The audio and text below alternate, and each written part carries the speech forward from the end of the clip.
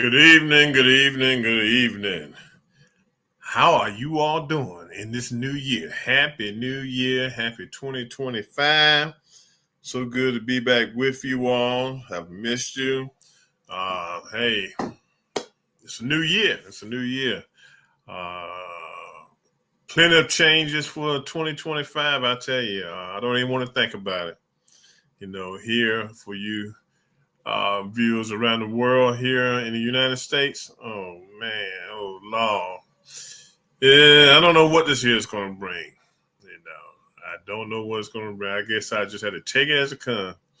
Heck, I don't even know what the next 4 years are going to bring, but I'm glad to be back. I'm Reginald Kearney. I'm your host of Urban Sentinel Live, also publisher of Urban Sentinel magazine. We're working to finish up our January, February edition, and so we can get it moving along down through the year. So if you decide, next week you want to get a copy of it and look at it, it's free. You can go to issuu.com and just put in search engine Urban Sentinel magazine, and it'll pop up. You can see the old editions along with the new edition.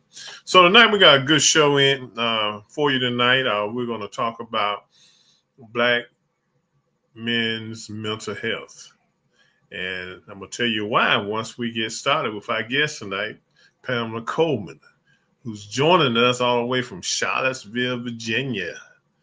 And she said it's cold down there like it is here in Maryland right now with all the snow we had yesterday. So, Pamela, how are you doing this evening? I am marvelous. You are marvelous. Cold. Very cold. Don't even want to talk about it. You're in the mountains. I'm not in the mountains, but it's still cold, so I don't know if your cold is different than the cold here, but right now I think we're in the upper 20s right now. Wind chill factor today is probably about 12 or 13. Yesterday we had a wind chill factor of 8 degrees. So, hey, it is what it is. Let's see. Right now it says my cold is 23. 23? Just straight 23. Straight 23. No feel like or anything. It's just straight 23. It's cold. It is cold. It is cold. But it's that time of year, and we go through the summer fussing about it. Then when it hits us, we get to complain and we're like, excuse me, can we get the warm weather back? But yeah, I try not to complain because I know that I'm gonna complain in the wintertime. Right. This is a different type of cold. But we didn't get cold until a week before Christmas. So I'm okay. Yeah. So I'm thinking that this is going to be one of those winters, because I was looking at the temperature map today and into next week. All of next week is going to be cold in the low 30s. I said, wait a minute. We haven't had one of these in a long time. So we must be due for one, So, hey, we'll take it and we'll deal with it, So, Pam, how you doing this evening? Other than the cold weather, how you doing? Busy, but I'm okay. It's a good busy. It's a good busy. Okay. Yep. Well, to our viewers, one of the reasons I brought Pamela on tonight was because she's a school teacher, but she's also an author, and she has a book that she's working on now, an anthology that's going to deal with, and correct me if I'm wrong, Pamela, is going to deal with mental health among Black men. And yours truly put a little chapter in there. I hope it will help someone. Kind of help me in writing it. Because one of the things I've tried to do on the show over the last couple of years is deal with mental health. If not once a month, at least once every 2 months, having someone come on and speak about mental health, because I think it's very important to discuss the issue of mental health and to treat it like an illness and not treat it like a taboo as we once did years ago. So I think it's good to discuss it, especially in the area of how it affects Black men, and I'm just saying. So, Pam, to get us started off with, tell us a little something about yourself and what you're doing. As you said, I work in the school system. write books. I happened upon the men's mental health side of it from a book that I wrote about myself. So I started doing a little research on what mental abuse was and found out that 63% of our African American males don't reach out for help. So from there, I decided that that was where I was going to focus my energy on, not trying to solve, basically what's wrong with me, but how can I change that? Because I noticed that along with the mental health paired with suicide, and we need to do something about that. And the books came about because I did my first mental health seminar for men. And we always expect the turnouts to be bigger than what they actually are. So I was like, how do I reach more men, this time versus the seminars?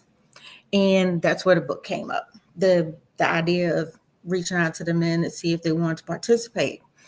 I only thought about 8 guys would participate. I ended up with 26 on the first book. And then there's been a request for a second one that you're in.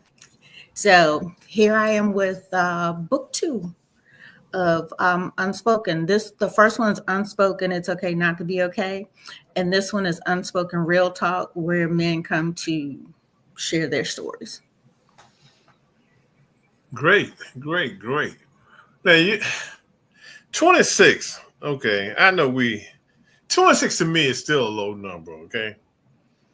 It is still a low number. And I know that we have things that we have to do. Okay. When we off work, we have things we have to do. But how do we get to the point where we realize that our mental health is very important? How do we get there? One person at a time. So since I've been doing this, I feel like more people are hearing what we're trying to do, and branching out, what I want to do is people grab this concept and take it and go into a direction of their own. I don't need the accolades behind it. It's just that this is what I want to do. I want you guys to, I want you to grab it. Like, oh, Reginald has an idea about how he can help the men's mental health. He takes off with it. Then I've done what I set out to do. If 26 of the men that was in the book last year took off in 26 different directions with the same message, that's what we're going for. Now, how was it? Walk us through the last seminar you had on your first book, and get the seminar or the book. Because the seminar was good. Yeah. Let's talk about the seminar first. Okay. So the seminar was the seminar was good. I personally took it a different way, because I didn't have the 100 people that I was expecting sitting in there, but I had to realize that the people that needed to be there were there. I live streamed it through TikTok, and I think it was like 90 people was there for the whole 2 hours. So from there, I was like, okay, so the people that I physically wanted were not there, but the people were live somewhere else receiving the messages. So we had different men on a panel. One did a whole presentation. The rest, or the whole group, answered various questions that we had put together, and then the audience asked questions. But one thing we have to remember is that the people that show up to our events are the people that are probably supposed to be there. Right. Even if one person came, then that one person is probably the one person that needs to be there.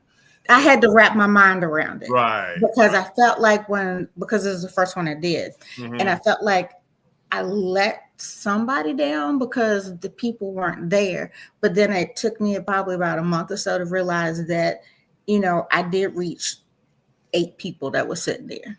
Yeah, So, right. yeah, so, That's how you got to look at it. I think a lot of times, regardless of what the event is, we get caught up in the numbers. Yes, we mhm. put a lot of time into preparing the event where we're looking for a great return on the event, and sometimes we don't get it. But when you're looking at the type of seminar you will have and dealing with mental health, then those 20 some people might be the 20 some people you need to talk to. Well, I got the 26 in the book, and I Okay. think, and I think it was a comfort level because they were able to, speak freely, Mm-hmm. and there was nobody actually there to see them. Okay. Well, like I said, you did a good job in a way. You did something that we Thank you. need in our community. We need in our community because it's rampant. Now, when you wrote the first book, how easy was it to get men to participate in it? I thought when I did this, and I thought it was going to be a one and done, and I thought maybe 6 at the most Mm-hmm. would participate. So I reached out to the men in my circle, which they reached out to men in their circle. So it's kind of like you tell a friend, and then that friend tells a friend, and Mm-hmm. I refuse to turn away anybody because I didn't know whose story in that book would reach, who it would reach. So I couldn't say, oh no, I can't do that because everybody's story was different. Mm-hmm. And there was a point where I had to go in and do blind edits because I started reading them and then I started getting choked up and I was like, I can't do this. So I just started doing blind edits to make sure that the punctuation was right and it, yeah. Mm-hmm. So that why you told us this time to just write. Don't worry Well, about I'm still gonna edit, it. make sure everything is, but Right. because the thing, and I use the same template, to do 15 to Mm-hmm. 25 or write what you feel. So I've got Mm-hmm. some that did poems and, various other things, but I let them tell right from here. Mm-hmm. Tell us what you are feeling.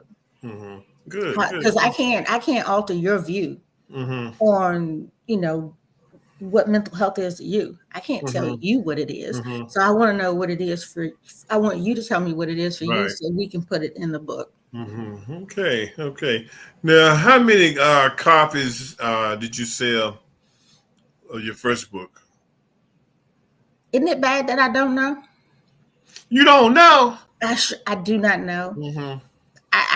I don't know. Mm-hmm. I buy mine in bulk, Okay. and I have some in the car. And when I'm like, if I Mm-hmm. see you and I'm telling you about it, and you go, "Oh, Mm-hmm. that sounds interesting," I'll reach in the car and I hand it to you Mm-hmm. Okay. because I'm not doing it for profit, Mm-hmm. which somebody's probably throwing a sock at the TV right now. Yeah. But it's like, yeah, what? But Mm-hmm. I'm doing it for the message Mm-hmm. to help people. Right. I hate to sound like my grandmother, Mm-hmm. but mine will come at some point. Okay. Now, how long does it take for you to put a book together, like the first anthology you're doing? And for the viewers, Pam is working on a second. Like I said earlier, she is working on a second book at this time, anthology. So, how much effort and time goes into putting those books together? Once the time is to make sure that the people that said they want to participate, get their work in. Mm-hmm. After that, it's okay because I'm not writing it. Mm-hmm. All I have to do is put it in, format it, and make sure the chapters look, they look clean, your pictures there, and everything's squared up. Right. But I'm not saying it's easy, but because I had a friend of mine, she said put things in as they come in, and I got bad OCDs. I have to have alphabetical order, so as they come in, I'm moving people around and Right. change. So that part is probably the hardest. And trying to decide on a cover, I let that go this time. There's a gentleman in the book the second time. He's my original OG and a friend I met in Daytona. Oh, okay. I let him have full reign of the cover. Mm-hmm. was like, you do it. Mm-hmm. And he designed our new cover. Oh, okay. Okay. Well, I'm looking forward to seeing the uh, part 2 come out. Looking forward. And I got to send you a picture too. I forgot to send you a picture. I was thinking, I said, let me send the chapter and picture, and I just sent the chapter. I got to send a picture now. Now, let's get into the nitty gritty of it and everything. Black men's mental health, which is very important.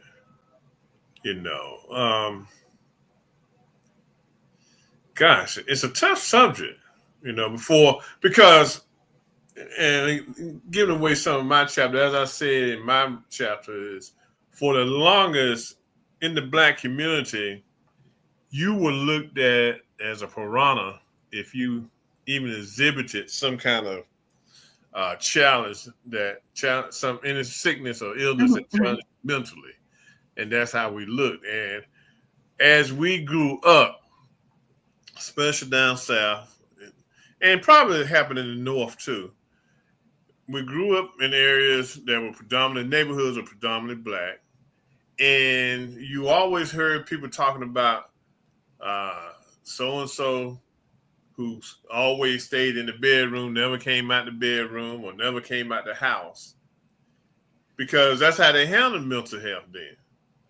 If a person all of a sudden withdrew from the community and they had depression, that's how it was dealt with. But it was a taboo when I was growing up. When I was growing up, it was a taboo. I never saw my dad cry but once. Same thing here. Once. Same thing here. When I saw my father cry, it was at his brother's funeral, and that was 33 years ago when I saw that. Okay, and it kind of took me back because I never seen him cry. Right. I would see him get upset if I did something wrong as a kid, things of that nature, but I never saw him cry. It was like we were molded and shaped as men to be hard. That's what I was getting from most of the men that I talked to, because I was asked a question, was it yesterday, about how did I research it? And when I saw the 63%, I stopped reading and I started talking to the men that I work with and people, parents, and at the school, the men there, and it was pretty much the same, that we were raised this way. We were conditioned to shoulder everything, not to cry. Not if you cry, you showed weakness. If you showed weakness, then how could you lead your family? So, yeah, it was, it was like I said, it was a taboo, because the one time I did see my dad cry was all of maybe 20 seconds, because I cut the light on when my grandfather died, which was his dad, just to see what was going on, and he turned. And then he said, cut the light off. So, click. And I saw like maybe 1-2 tears, and that was it. Yeah. And I think that has come about because of slavery, because we had our forefathers had to be hard going through slavery, especially if they were going through the beatings and things of that nature. It had to be hard to take it and show their family and the people in the community that they could deal with it and everything. But look, I'm gonna tell you, transparency, I'll cry in a minute. I'll drop a tear in a minute. I don't care. You can say what you want to say. If I finish shedding my tears and grab me some tissue and wipe my eyes, I don't care what you say, because it's a relief for me. Okay, it's a relief, and I go, phew, I feel better, after I cry and everything, And so we got to get to that point where we are not, as Black men, are not afraid to cry. Because crying don't mean nothing. Crying don't mean you weak or anything like that. You could be clearing off your tear ducts. You're fine. Allergies. Yeah, it's just a relief valve. But we get so caught up in what people are going to say. Look at him over there crying.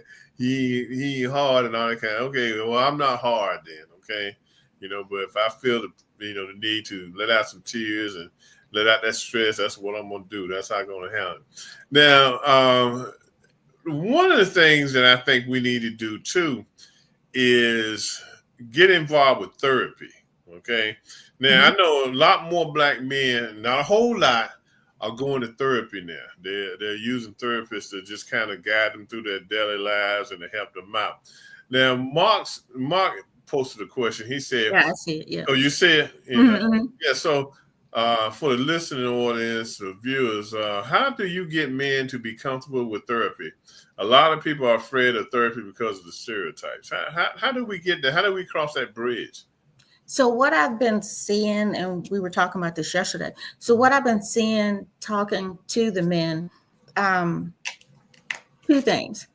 It's a trust issue, Mm-hmm. and they are more comfortable if they are to go to talk to someone that looks like them.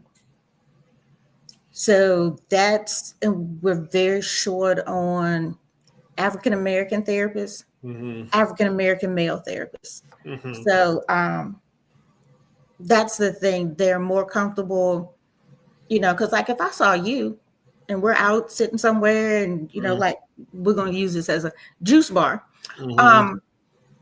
I can talk to you Mm-hmm. just because we're like, before you can talk to someone that's not like you. Mm-hmm. It's just like that instant bond or something. So Right. you're more comfortable talking to Mm-hmm. a like person. Mm-hmm. My question yesterday was why are men easy to talk to me? And the easiest way I can say it is I'm gonna let you be yourself. I'm not gonna talk down to you. I'm not gonna talk to you like you're a second class citizen or that what you're coming to talk to me about Mm-hmm. isn't important. Mm-hmm. If you go to talk to somebody and they devalue what you're saying, you don't want to talk anymore. Mm-hmm. And the biggest thing for me, if I'm talking to you and you suck your teeth, I'm done. I'm done. I can't get past the Reginald, this is what's going on. This is what Mm-hmm. I'm done. And it could be just a tick, but I'm Right. still, I'm still done because that means like, okay, I'm bothering you. Mm-hmm. So I try not to, I make sure that Mm-hmm. when you want to sit down and talk to me, that I am focused on everything you're saying. There's no distractions. There's no cell phones. Turn the phone off, throw the phone away, and pay attention to you. Yeah. Because well, my father's been dead now 32 years. So Mhm. actually, he passed away a year after his brother passed away, and I had a real struggle. I mean, I had a real struggle, and I dealt with it for about 2 years, but I dealt with it in the wrong way because what happened, it was affecting me, affecting what I did, affecting things I wanted to do, affecting my home life, friendships, and things of that nature. So Mhm. sometimes in the second year after he passed, I started going to see a psychologist, and I started doing talk therapy because I needed something because I was like, really, I wasn't rock bottom, but I was dragging. I mean, I was dragging terribly each and every day, and I could feel it. I just didn't want to do nothing. I didn't want to go to Mhm. work. I didn't want to do nothing. So I ended up going to a psychologist and doing talk therapy. And so basically what we did, we talked about my life and everything that has evolved in my life and how I felt about my father and what I was going through at that time. And it helped. Yes. Did he give me some medicine to kind of stabilize me? Yes. And I took that, and I felt much better. Now, when my mother passed away in April of last year, I kept saying, I can't go down that road again. Can't go down that road again. Can't go down that road again because I didn't want to go down that road again. But her death has been a lot easier on me this time. I think because of the age she was 89 years old. And I think I look at it differently, and like, hey, God bless her to be here for 89 years. Okay, Mhm. we all got to go, so it's not so bad that I lost my mother. Right. I knew sooner or later I was going to lose her anyway. So I was like, Mhm.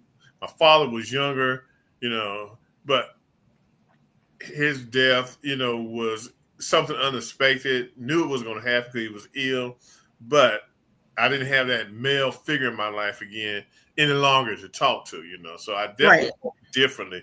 But I'm getting through. I have my Mhm. moments even now. You Oh know, yeah. yeah, but I'm getting through. But I'm not rock bottom like I was before. Okay, so you see a lot of those. You see those questions that are mocked. Oh yeah.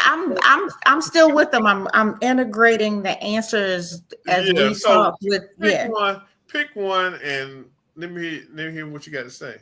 So we answered the therapist. Uh huh. Um, Authentic. eh, We I don't know. I just speak. You know, and those that want to receive it, receive it. And I understand that. You know, it's just because the people that are using the mental health, like you see people go, Mhm. oh, it's mental health this, it's mental health that. Mhm. Okay, but back it up. Like I have an Instagram channel that's just for mental health. So I post Mhm. something inspirational, or I'll do a poll where you check in and says, hey, checking in, and they get three options. I'm doing okay, meh, I'm so, or I want to talk. Those that click I want to talk, I go directly into their messenger and say, hey, you good? But I put a disclaimer on there and I tell them that if they say something to me that sounds like it's a threat to themselves, Mhm. I will immediately send or call their person in that state or wherever they're at. So Mhm. before they even start talking, I always tell them that. So that's not out, not hidden. Like, oh my, Pam called. God, Mhm. Pam already told you she was gonna call. Mhm. Because you said you wanted to talk. So this is what you need to know. Looking at so on the school side of it, this is makes me excited when I say this. We have Excuse me. one, two, outside of the counselors, we have an African American male mental health resource person. We Mhm. have a female mental health resource person and two backups Mhm. to them. So if we see a student in crisis, we'll call them. Or if they look like they're having a bad day, parent died, something going on outside, Mhm. we can call or send them to either one of them, and Mhm. then they take over. So our school has at least four outside of their actual counselors Mhm. that they can talk to. So Look, this is a first for me seeing that. right now, let's talk about that. I know I'm probably about a day older than you are, so when we were growing up, we didn't have depression and problems with our mental health. Okay, I know we didn't because we didn't have cell phones then. Okay, we had a payphone we had to go to if we wanted to, make some phone calls we didn't want to make at home because the phone was a party line, so you didn't want everybody hearing your business as you talk to your girlfriend. So we were outside all the time. We were playing. We get That out of helps a school. lot. Yeah, we get out of school. We either ride a bike, so we playing basketball. As we got older, it became basketball all the time. Hmm. We weren't at the gym playing basketball. We were outside playing basketball, and so we didn't. We were just living a carefree life. We were happy to see our friends, and we were just having a good time. What do you attribute the breakdown in our communities now for as far as kids have? Because kids going through something now. You see, kids are just going through something. The cell phone. That's it. Mm-hmm. Because whenever we get back to school, our governor has removed the cell phones from the school. Mm-hmm. from tick to talk. So we were, I guess you said, weaning them into it so that when they got back, they know that this is coming. So last year, when they came into class, you put your cell phone away until instructional teaching was over. Then you could take your phone out. Now, the only time they can have it out until further notice is going from class to class. Once you get in the class, you have to put it in the bag or it'll be taken away from you. If you can't put it away, you'll be escorted out the classroom and then your parents have to come deal with you. So that's going to be our biggest challenge. That's going to be this kind of disruptive because we already had kids fighting us on just listen to instructions and you get your phone back. They ain't want to do that. So they can't have their phone out. They can't have the earbuds in. They can't have anything. So they're not connected to the outside world. They're not going to know what's going on. They're not going to know the fight that's happening over in the other building. They're not going to know. They're not going to get the cyberbullying until after they get out of school. So all the stuff that they're quick to get to.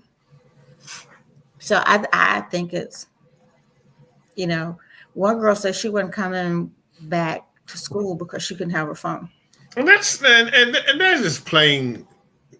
I'm just gonna say what it's plain ignorant for that we have allowed our kids to get down to that point where she said she ain't coming back to school, but she's gonna be back. Her parents gonna make her come, but still, just to go out and say that I'm gonna come back to school on the phone, it just shows how bad it's gotten. I mean, it's not just in your school; it's in all schools. Because one of our students, he refused to put his up, and he told the teacher, he said respectfully, and I try not to laugh. But he said, respectfully, go ahead and call the security guard because I'm not putting my phone up. I'll wait for him outside. And that's what he did. He waited for the security guard outside to take him to in-school suspension because he wasn't putting his phone up.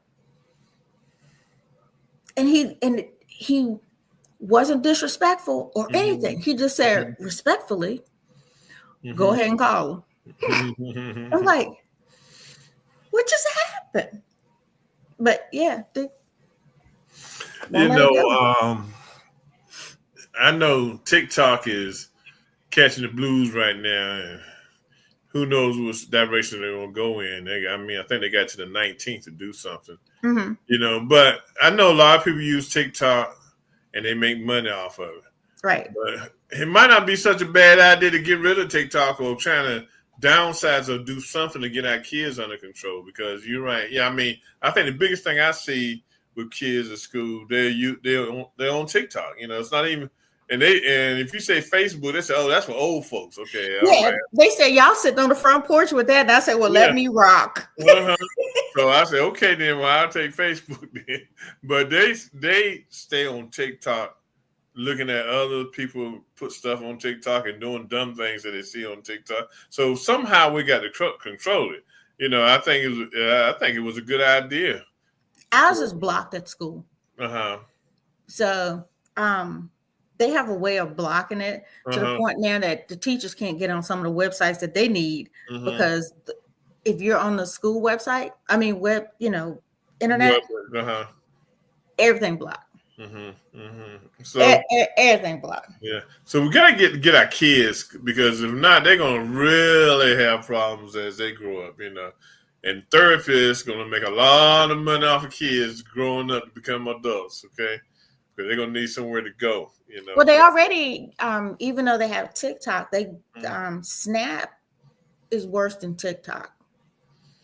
Even though it doesn't stay there that long, they can still record stuff, cyberbullying and everything, and it comes through TikTok. It's hard when they do that for us to catch it because it doesn't stay on there that long, like the other things that they can do. Right. And then you still got Instagram. Yeah. So they'll find a way. And they told me last year, Miss Coleman, we ain't worried about it. We're gonna download, I forgot what it was. They're gonna download something on their computer where they can still talk to each other while they're in class. And I'm like, should I ask so I can download it? So I'm just trying to figure out, because we can't have our phones out either. So I'm like, Because what happens? See, in our school system, what was happening was that they monitor all the computers. So they saw that app. I forgot what the name of the app was because the students had told me about. If they see that app come up on your computer, they'll call the teacher, and they can get suspended. Generally the first time around they do. We got this cool thing now on our computers that the teachers have access to called Lightspeed, and you can log into Lightspeed, pick your block that you're in. And I think I put mine on there for 30 minutes, and I can watch everything that the kids are doing. I shut their computers down, and they look at me going, I said, "You're supposed to be doing work, not playing video games." And they went, so yeah, I just hit the button, boop, and just wait for them to look at me and go, hey. Yeah, That's all these screens are up there, and we can just turn them off. That's good, Now, he one question, he said, how important are teachers and counselors in catch? Okay, well, we kind of talked about youth, and it was like transiting some folks to go through their addictions. And what it was like transition to the new way of teaching for us.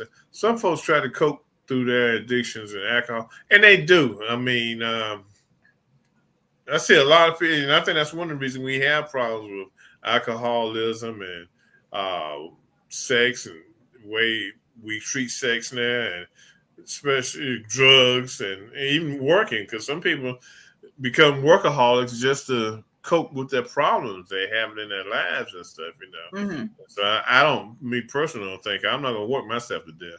I'll give you the time I'm supposed to give you, get my paycheck, but I'm not going to work myself to death. Oh no, not for the one that's coming through the government. No, but if it's my personal stuff, then that's something different. Yeah, that's one thing I'm not going to do. No, I'll figure out another way to get through them problems. I ain't going to work. I'm not going to work my problems away. No, no. But how do we get to the point where we can get Black men to learn how to cope with what's going on around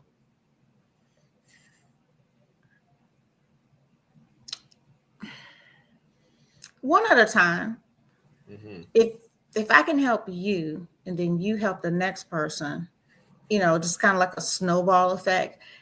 The more we get out there and let them know that it's okay, and provide them with the tools, maybe they don't want to call somebody, but maybe there's that person, which I've got so much on my plate that I'm trying to work on. But anywho, I'm trying to get a website up that if you're in Maryland and you go to the website and you click on your state, it gives you options. So I'm trying to find the people that if they don't want to talk, will you text them? Would you do the baby, the people that do baby steps, kind of like our people at the school, they'll just come in and, I was talking about this yesterday, just be with a person. Maybe the person's not ready to talk, but the person needs to know who you are. And they just want to sit there and see what your vibe is. If they don't like what they're feeling, then they'll leave. But they're not going to talk to you until they know. So that's why I was thinking, events which is hard when you have events for the men to come, because the biggest thing I've learned is that they don't want nobody to see them there. They don't want nobody to see them there. So reaching them is a little difficult, but not impossible. Not impossible. Yeah, we do get a little scared to go places we don't know about see us there. Especially when I was gonna do once the weather broke. It's I was calling it Brothers Who Brunch, kind of like where you guys go to, like a sports bar, but you actually just sitting there shooting the breeze, going, hey, I'm checking in with you, or did you see that game, or what do you like to do, or and maybe they'll find that person. They can call up and go, Reginald, I'm not feeling good today. You got a minute? Just have, because like I was told before, women, which we do, because I'm planning one now, they go out and hang out with each other, or they text each other, they call each other. But our men don't have that unless they're in a bar in that situation. And then if they're drinking and then they're trying to be vulnerable, transparent, or whatever, and then somebody says something wrong, then that's a situation. Mm-hmm. So developing a safe place where men can come and sit there and talk, just because I want to have it, want to get you guys talking, and then I'll just disappear. Because I don't want to be the only girl in the room. I mean, I could. But, yeah. I mean, if you have brothers at brunch, you can't have a brother and a sister. Right. You can't. Right. But I mean, we've got to figure it out. We've got to figure out now. How can the church help out? Because I know the churches aren't doing anything. All they want to do is preach and get you to heaven. That's it. So how can the churches get involved? I know, and I know that the majority of the pastors and ministers aren't trained to do anything but attempt to preach on Sundays. Okay, so they, going down the mental health road is not that road. But how can they still get involved? I reached out to a couple when I was trying to host the seminars to see if I could come into the church and host one in the church. They asked me how much was I going to donate. And I'm like, okay. So if I'm going, and I need to let that piece go. But anyway, if I'm going to donate, then I can host. So that's, after your second one going, hey, let me come in, let me talk for a little bit. Is there a time in the service or a special day event, family and friends gatherings that you may have? And when I said that, the next question was, how much you charging? I'm not. Not like I said, people are probably throwing socks at the screen, right? But I'm not doing it to make a profit. You're doing it to help someone get their lives together. I got a job. Yeah, I got a job, and whenever I finish the trilogies, because I got 2, when I finish those, I'll jump back to the books that bring in some money, right? But when I get to them, I get to them. I'm gonna do this first. Now, how many men do you have writing for the second book? Submitted so far, we have 9. Okay. Said that they're participating, we have 15. Oh, okay. Now, you told me you were doing one on women right now for women? Well, it was supposed to be open to whomever wanted to participate, but it turned out to be women only that did this particular one. It's on forgiveness, whether you can forgive or not to forgive. How do you process? What does forgiveness look like to you? I know that's a good one. Y'all can be tough sometimes. Woo! Y'all can be tough on the brothers. I have a forgive and I have a not forgive that's going to be in there. And I got a friend of mine who's submitting hers, which I don't know. I'm going to have to get somebody else to edit and work on that piece of it for me, because she's talking about not being able to forgive her son's killer. And I was there when she went back and forth to court, while they were doing the sentencing and stuff. And I personally don't think I can edit that section of the book. That was really a hard one. That's a tough one. You get yourself caught up in 2 things: what the Bible says and how you feel. And that wasn't my thing. Is that even though like you said, forgiveness is not, but some people can't. Right. And there's some things we can't. So what does it, and that was my question. What does that look like to you? What does your forgiveness or not forgiveness look like to you? And I have both. I've forgiven and I can't forgive. And when I say this to people, they go, what? So my I can't forgive is my mother. I have not got to that stage in my in my life that, the things that I went through growing up under her led me to being a functioning alcoholic from middle school to college. And nobody knew that until they read my book. Nobody knew it. I drank every day before I went to school, from 6th grade to college. And the only reason why I think I stopped when I was in college is that I went to a frat party and didn't know how I got home. Well, not home, but back to the dorm. Right. And they had to take me to the emergency room to make sure that I was safe. We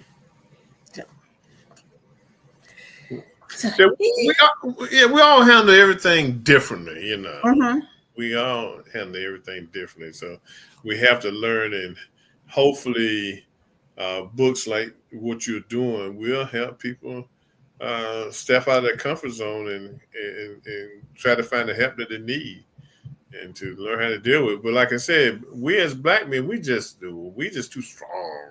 We just don't want to open up, We don't want to open up. We want to just keep everything so close, and we don't even want to discuss it. I mean, really, No. I mean, if I would pull something out of my life and put it on Facebook just for comments, I'd probably lose all my friends. I mean, all my male friends are on there because that's me. Why Kearney doing that? They just don't do that. We just don't do that. We're supposed to be hard. And I think too, trying to be hard to face our health. It gives us strokes, heart attacks, high blood pressure, and everything go along with it because we try to suppress stuff. Don't forget the sugar now. Don't forget the sugar. Yeah, diabetes, but we try to suppress stuff that we don't need to suppress, and we need to try to let it go, but we don't want to let it go. But again, like you said, do you have that person or persons that you can go to anytime you feel like you need someone to talk to, and that's where it starts at. Well, I struggle with that even as a female. So that's why I'm able to understand it, because there's things that I want to talk to people about, or, but I'm like, I have to look at the person that I'm taking something to make sure that I don't get get that whole teeth sucking thing. Like, why is she bothering me with this? So there are some things also would be for both men and women that you have to look at your person. Is this something that my person can handle? Or is this something my other person can handle? Which, but you should have a person that can listen to everything. But sometimes we don't, we might have to have multiples for different things. Like, nobody really wants to hear about how happy I am that, the Commanders beat the Cowboys. There's some people you just can't take that to. I'm just saying. So, and I just watched so many friendships fall apart over this last game. And I'm sitting there going, neither one of those players are paying anybody y'all bills. That's and right. Y'all going at it. But I did sit there with the popcorn and watch it unfold. Yeah, we do get kind of carried away with our teams and everything. Well, my point is, and I know this is straying away for a second, but we hadn't been there in a minute. Let us have this, because this might be another 15 years before we see it again. You know, 1991, that's 33 years, That's a long time. We were a long drive. By the time they do it again, I might be watching from heaven. Yeah. That's why I told someone that we got to strike while the iron is hot, because next year could be a whole different year. So you need to play as hard as you can and go as far as you can. This year, take advantage of it, Like they did RG3. I'm just saying. Yeah.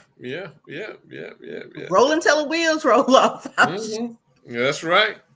Now, do you think you'll do another book for men, depending on your response you get from this book? Do you think you might do a part 3? They're already asking. I haven't finished this one. Like, people. And I want. But the thing is, I won't say no. Right. I won't say no. If there are men coming to me saying, I want to do this, I'll put it together. Because I was supposed to be on my fourth book.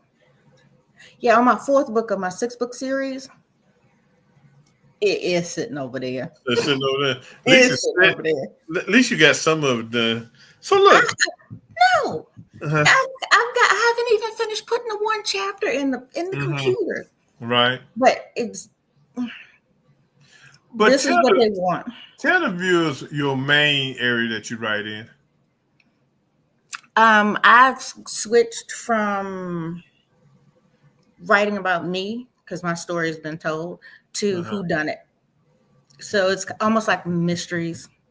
Mysteries. Not murder mysteries, but mysteries. Because you think you know who did it, and then when you get to the end, you be like, she got a sick little twisted mind. I do. I really do. So you're not interested in doing Yonder's types of books? The love. The exotica? Yes. The no. exotic books. Woo. Yonder can have that. Woo. No, he can have that.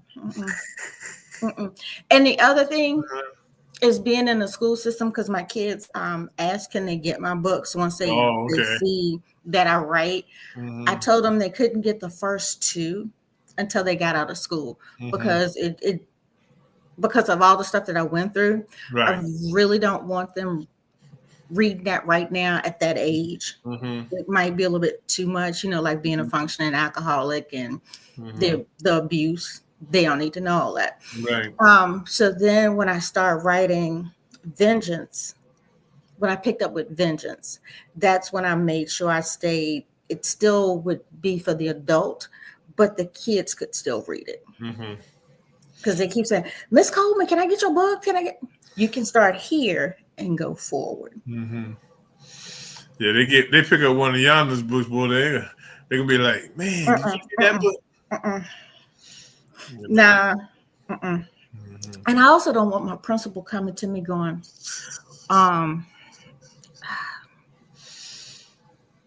oops. We're going to burn your books. Like, oops. Oopsie. So you going down to Daytona this year? No. I'll be there next year. Next year. Yeah, because I try to stay true to my word 98% of the time. And I told Dr. Rhonda that I would be at her event this year. And I'll be in Maryland February the 21st through the 20-something.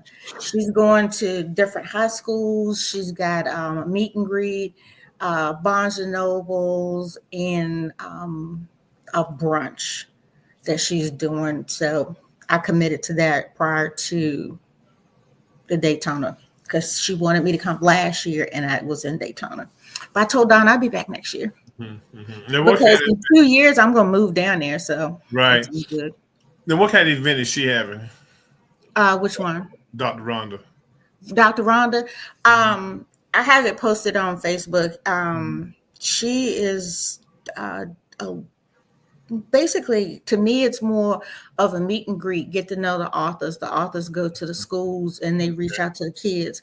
Because she told me I needed to bring the mental health book. So I'm like, got you covered.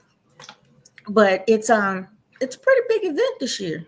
And next year she's hosting hers in New Orleans. So I said, I'll be there, because she's doing it later in the year. I said, sign me up. Yeah, fun time.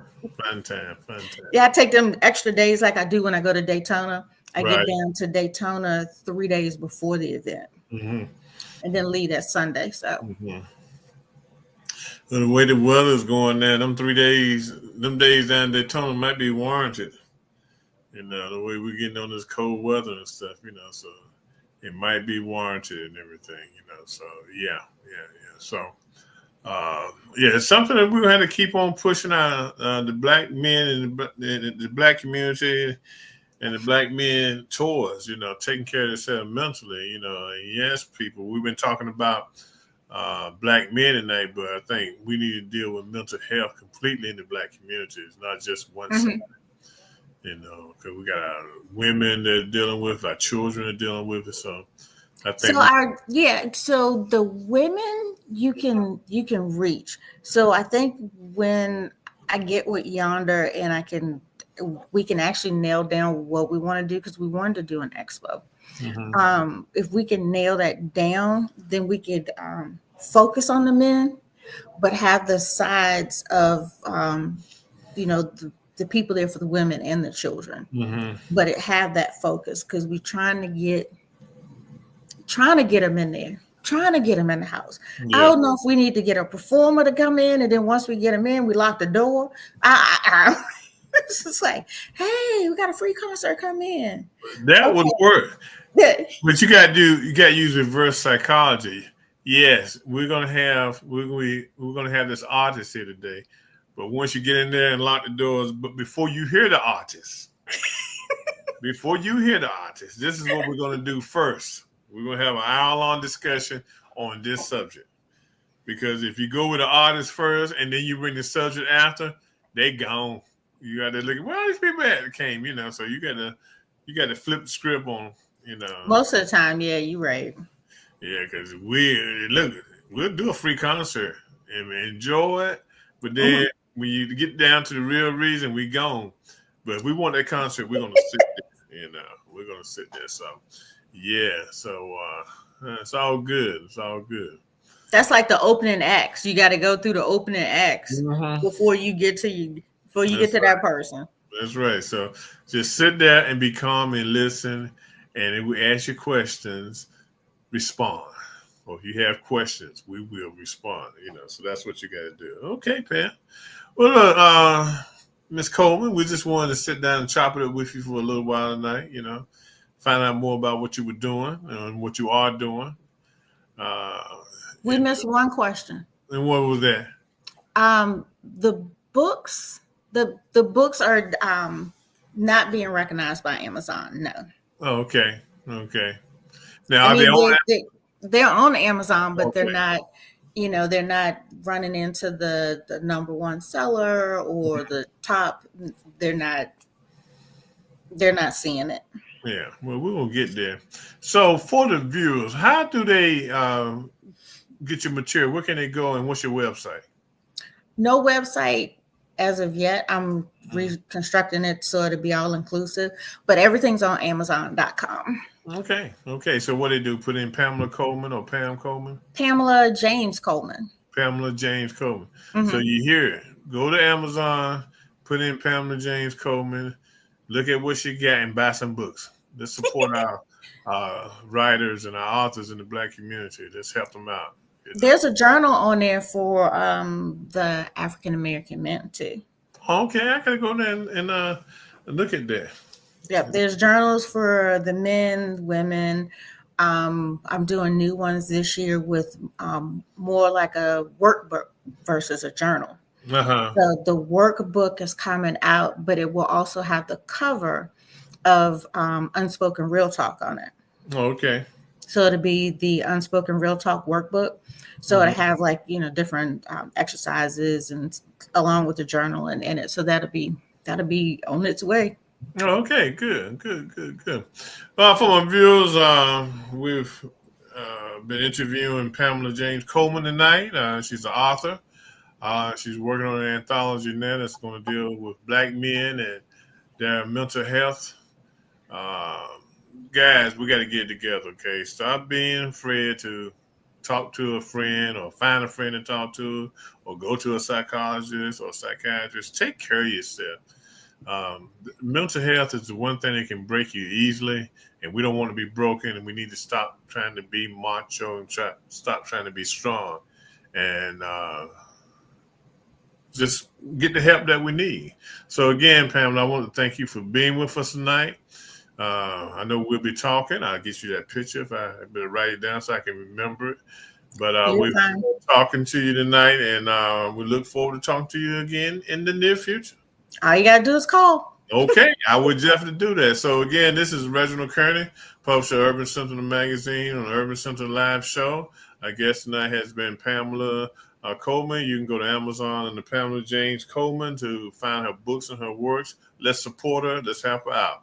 Until next week, everyone, have a good week. Stay safe and stay warm. Warm. Bye. Bye-bye.